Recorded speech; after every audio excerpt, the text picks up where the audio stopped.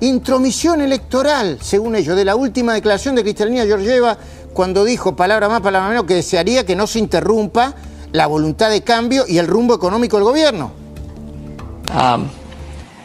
Domestically, the country is going to go to elections, as you know, in October, and it is very important that they don't derail the will for change. So far, we don't see that. We don't see that risk materializing, but I would urge Argentina, stay the course. Bueno, quien sí se debería preparar para el próximo embate del PJ es el ministro de Regulación y Transformación del Estado, Federico Sturzenegger, acá presente. Ahora le voy a empezar a preguntar, me voy a empezar a conversar con él. Quien le acaba de regalar en Washington, ¿lo vieron? A Georgieva, a Kristalina Georgieva, el pin de una motosierra como símbolo del ajuste. I need to get off protocol for a second, if you allow me. Okay, so we love off protocol. We work in the Minister of Deregulation and State Reform, and then our symbol is this pin, which is a chainsaw.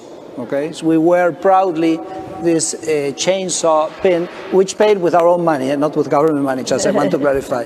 And as a big supporter of the Argentina program, I want to give as a gift to the MD Thank you. Chainsaw pin. Okay. Thank It's not you as very big. much. It's not as big as I'll the tell one you, that- I prefer the pin to the real thing. Thank you. Salió rápido del asunto, Kristalina Georgieva. Tengo un desafío. No, pero se lo puso después al Se lo pin, puso sí, después. por supuesto. Bueno. Tengo dos comentarios sobre tu introducción, si me por favor, permitís. rápidamente. Sí, sí. No, la primera es esa doble vara, ¿no?, que tiene el periodismo. Vos hablabas del tema de los viajes, y yo me acordaba que Alberto Fernández una vez fue a una cumbre climática, una reunión climática en Glasgow. En medio de la pandemia, ¿no? No recuerdo si, en algún momento, no recuerdo si en la pandemia, pero me acuerdo que fue con una comitiva de 100.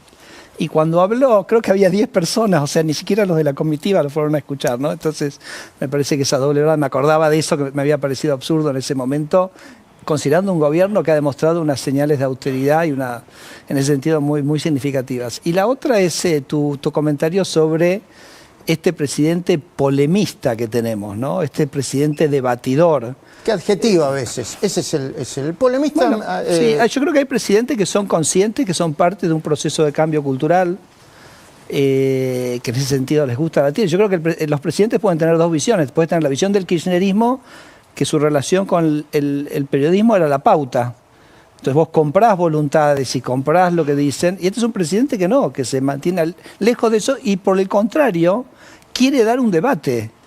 Y es un debate público, es un debate abierto, que todos lo pueden escuchar, y me parece que eso es para celebrar verdaderamente. Más allá, con un tono bueno, menos. está bien, pero la Constitución no dice nada sobre el tono del presidente, sí, ¿no? sobre los adjetivos. Y yo no sabía, vos pasaste un clip que yo no lo había escuchado, donde él hace referencia a Sarmiento. Sí.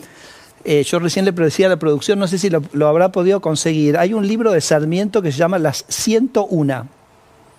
No sé si podemos ver la imagen del libro, si lo pudieron encontrar. No, pero en Sarmiento eso tienen la misma costumbre del kirchnerismo. Pero no quieren producir los programas. ¿Sabés lo que son? Mira, la adelante, 101, adelante. escuchá, mira, Luis, la 101 de... Bueno, esto es una versión moderna, ¿no? Sí. ¿Sabés lo que son las 101? No. 101 insultos a Juan Bautista Alberdi. Sí. O sea, el libro son 101 maneras de insultar Sí, Sarmiento. sí. Entonces, viste que él decía, Sarmiento también era un gran polemista, etcétera. Sí. Entonces, yo creo que el debate...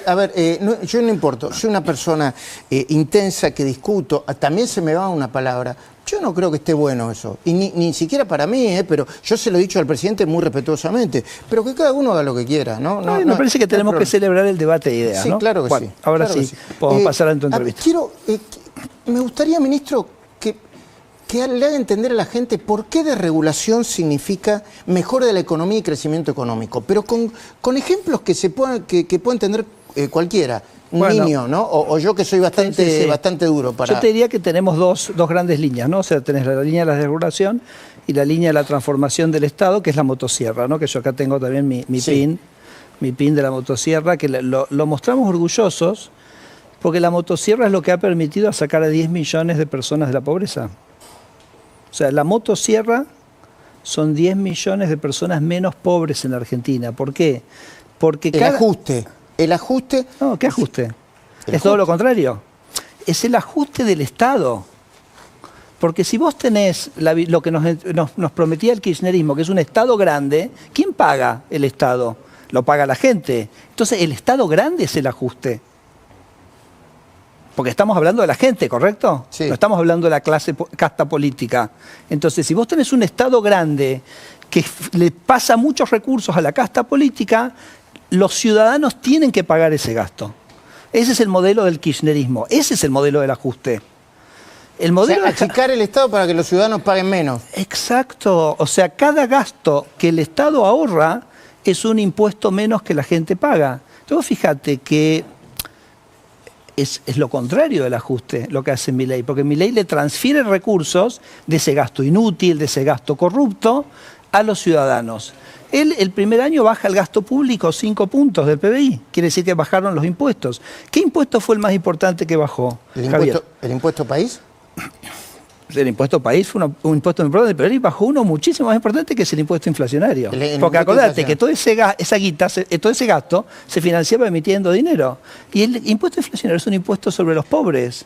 Entonces, la motosierra, lejos de ser un ajuste para la gente, en todo caso es un ajuste para la corrupción, es un ajuste para la casta política y es un alivio para la gente, porque vos le devolviste 5 puntos del PBI a los argentinos gracias a la motosierra, ¿no? Entonces eso me parece, eso nosotros es una política que para nosotros es indeclinable. Por supuesto es una política que se ata a lo que ha logrado Luis Caputo, que es este superávit fiscal, que es lo que va a hacer que la economía converge a una estabilidad plena, y cuanto más lo podamos profundizar, van a ser menos impuestos para la gente, que por supuesto, vos mencionaste el país, yo te muestro el inflacionario, yo te digo la expansión del monotributo que ha permitido una baja en los ingresos personales, un sinnúmero de impuestos que ha bajado Javier, y vas a ver que retenciones, va a seguir bajando impuestos. Entonces, retención en algún momento, ¿no?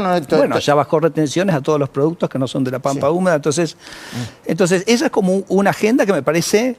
Vos me decís, Luis, dame ejemplos concretos. Bueno, te digo, el ejemplo completo es la estabilidad, es un gran alivio para la gente en muchísimos sentidos. A mí me gustaría, ministro, que nuestra compañera Silvina Martínez nos mostrara, estos son números oficiales, ¿no? De baja de empleados de la motosierra del Estado, pero sobre todo con el tema de los empleados, ¿no? Claro. Silvina, buenas noches. ¿Cómo estás? ¿Qué tal? Buenas noches. Exacto. La fuente es el último informe del jefe de gabinete que brindó hace unos días en Diputados. Mira, te cuento, yo extraje más o menos los mayores organismos donde hubo baja o recortes de empleados. Mira, ANSES, menos 1.127 empleados. ¿Desde cuándo? Desde diciembre del 2023 a febrero del 2025. ARCA, la ex AFIP, una reducción de 1.898 empleados. Jefatura de Gabinete, 1.990 empleados menos. Ministerio de Capital Humano, mirá el número, 2.992 empleados menos. Casi Ministerio de Economía, 3.283 empleados menos. Y Cultura, 905 empleados menos. Estos son los números generales. Mira, en diciembre del 2023 había 205.550 empleados en la Administración Pública Nacional. En febrero del 2025, 181.568, una variación de 23.982 empleados menos. Y también, si tomamos en cuenta las empresas del Estado, otro gran número, Aerolíneas Argentinas, menos 1.548 empleados, Correo Oficial, menos 4.703 empleados. Mirá los números totales, 91.166 empleados existían en diciembre del 2023, en febrero del 2025, 77.455, en total 13.711 o sea que en total serían aproximadamente 40.000 empleados. 42.000. 42.000 empleados. 2.000 millones de dólares anuales que nos estamos ahorrando por este concepto. Y repito, eso es después directamente 2.000 millones de dólares menos de impuestos que el gobierno le cobra a la gente, ¿no? Te hago un doble clic por un minuto. O sea, estos 40.000 empleados menos son 2.000 millones de dólares al año. De impuestos que le cobra a la gente. Menos. Sí, impuestos menos. Porque tenés que gastar menos, cobras menos impuestos. El kirchnerismo diría, sí, pero son 40.000 personas que se quedaron sin trabajo. Pero son 2.000 millones de dólares menos de impuestos, y eso quiere decir que la gente puede salir a gastar más, y ese gasto de la gente va a generar expansión económica. Y de hecho, fíjate, Luis, que ahora te quiero hacer un doble clic en lo de capital humano, pero esta reducción del gasto público estos ahorros, estas bajas de impuestos, esta expansión del gasto privado implicó un crecimiento de la economía absolutamente espectacular el año pasado. O sea, y la economía creció 6% el año pasado. No fue un efecto rebote. No, es un efecto de que antes vos, cuando gastás, a la gente esos impuestos le impide gastar. Entonces, cuando vos reducís el gasto, le permitís a la gente que gaste más, y a eso sumado la estabilidad económica implica no solo que la gente recibió el 5% de menos impuestos que le cobró el Estado, sino que a su vez la economía creció 6%, ¿no? Y ministro, me dijo que iba a hacer un doble clic en capital humano. ¿Por qué? Te voy a decir por lo siguiente, porque me parece que es un súper ejemplo de la locura del kirchnerismo. El kirchnerismo, porque además vos fíjate, nosotros sacamos 42.000 personas y vos me decís cuáles son los servicios esenciales que el gobierno dejó de dar. ¿Has escuchado que alguna cosa no? Entonces, hubo protestas vinculadas con los hospitales, la salud pública, pero la salud primordialmente es provincial, ¿no? Pero entonces, por ejemplo, en Capital Humano el ministerio había creado un doble ministerio. O sea, vos tenías el ministerio que lo manejaba, ¿te acordás, Victoria Tolosa Paz? Sí, Desarrollo Social. Que ahí la mencionaste, que decía lo de la ciudad o no sé qué. Sí. Y después creó un ministerio paralelo, 3.000 personas, que lo manejaba un señor que se llamaba Emilio Pérsico. Ah, claro. ¿Te acordás? Sí, sí. Cheque en blanco, para gastar, para hacer política, sí, contratar gente, punteros, sí, etcétera. Entonces, eso se fue todo. Y ahí tenés parte de los 3.000 que menciona Capital Humano. Otra... ¿Querés que te dé un ejemplo absolutamente loquísimo? ¿Cómo no? Lo hemos hablado poco, pero me parece que llegó el momento de comentarlo. También es en Capital Humano, porque la gestión que ha hecho Sandra Petovelo realmente, digamos, abarca tantas cosas espectaculares, ¿no? Había una cosa que se llama mirá esto, mirá la perversidad de esto, el monotributo social, ¿no? El monotributo social es una manera que es importante porque es una manera muy barata de permitir que la gente se formalice, que puede facturar. Entonces vos en el monotributo social... Declarándose como monotributista social. Claro, y vos pagás pagabas la mitad de la contribución de la obra social. En general el monotributo vos tenés un componente por, digamos, tu parte impositiva, tenés un pago por una parte previsional y tenés una parte por la obra social. En el monotributo, el monotributista paga las tres, ¿no? El monotributista social solo pagaba la mitad de la obra social. ¿Qué dijo Alberto Fernández? Alberto Fernández dijo, esa mitad yo también la voy a pagar, el gobierno la va a pagar. Con lo cual el monotributo social se hizo gratis. Y vos a primera vista podés decir, che, que está bueno esto. Sí, está bueno, gratis. Está bueno, es gratis, le permitís a la gente. Pero fíjate la trampa. ¿Cuál? La trampa era que de esa manera ellos podían sumar gente infinitamente al monotributo social, porque le decían a la gente, che, anotate en el monotributo social, soltar es gratis. Y eso les permitía a ellos legalmente pasarle la plata a una obra social. Vos decís, Luis, ¿querés ser monotributo social? Sí. ¿Cuánto sale? No, gratis, no, anotá acá, firmá acá, qué sé yo. Te mandaba una obra social, que además el monotributo en general lo pagaba el Estado, y eso lo por supuesto. Entonces encontraron una manera legal de transferirle esa plata a una obra social a sus amigos. Y escuchá, ¿sabes cuántos subieron los monotributistas sociales? ¿Cuántos? De 400.000 a 1.200.000. Entonces, te das cuenta de la perversidad, ¿no? Es usar un sistema para encontrar un mecanismo legal. Para afanar. Encontrar un mecanismo legal para pasarle la plata a alguien que a vos te interesa.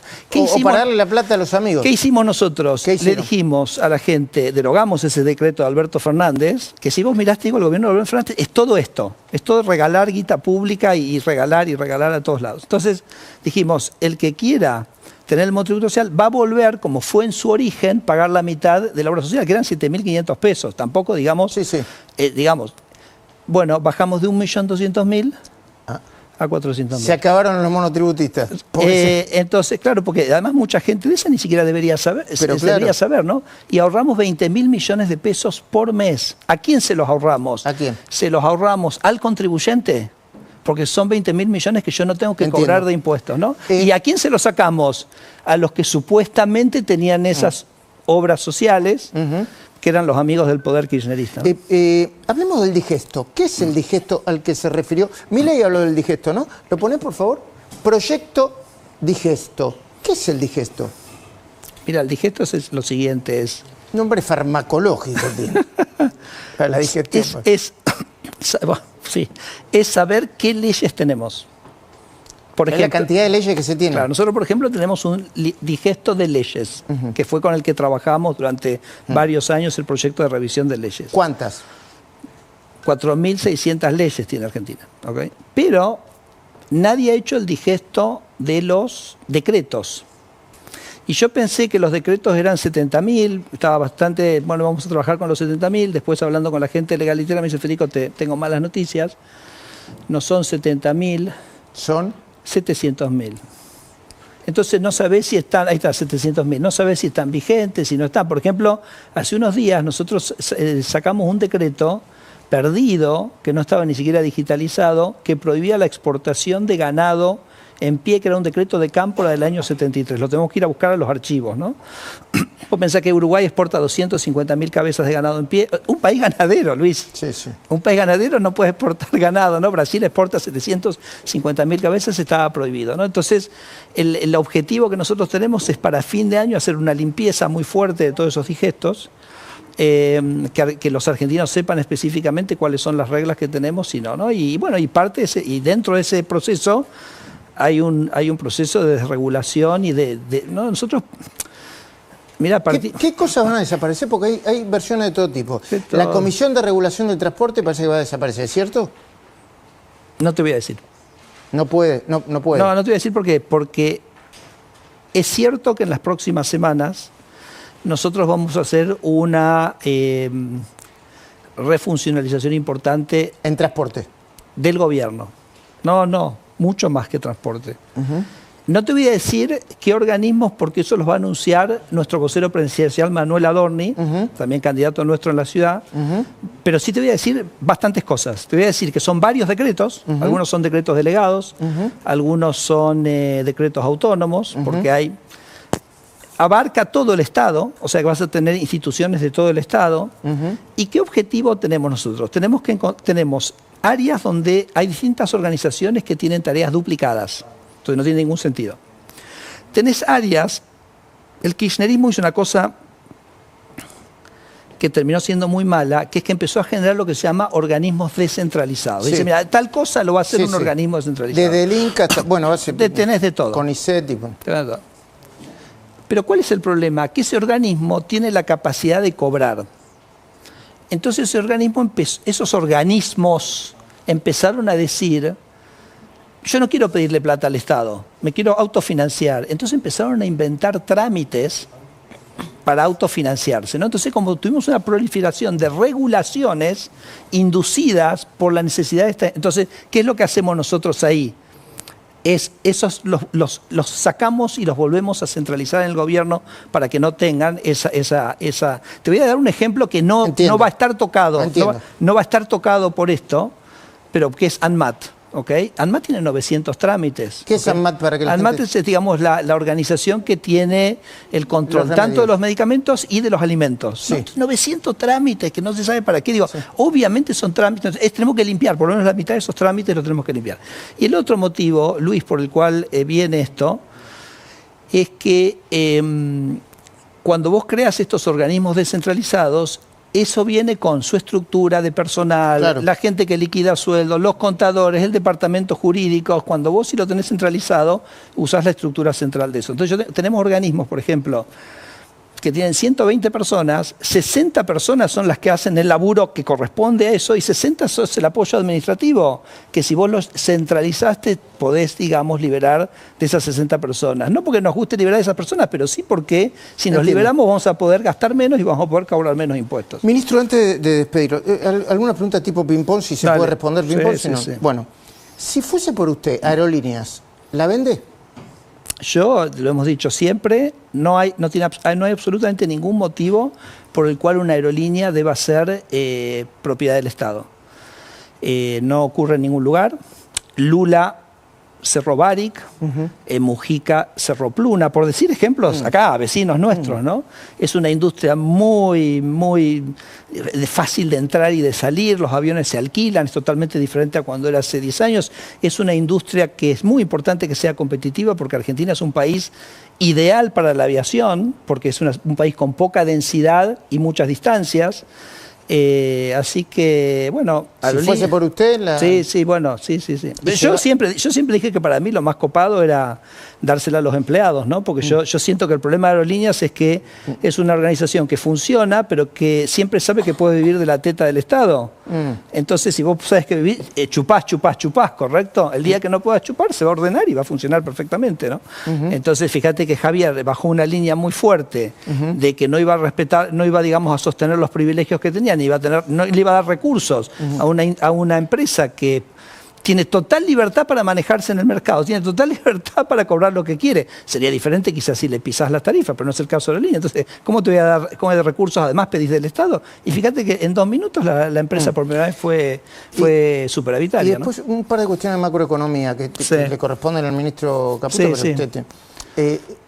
Caputo, el presidente Milei, dice que la inflación puede subir un poco más, un poco menos, pero va a terminar confluyendo en 0 para 2026, o cerca de 0 para 2026. Coincido plenamente.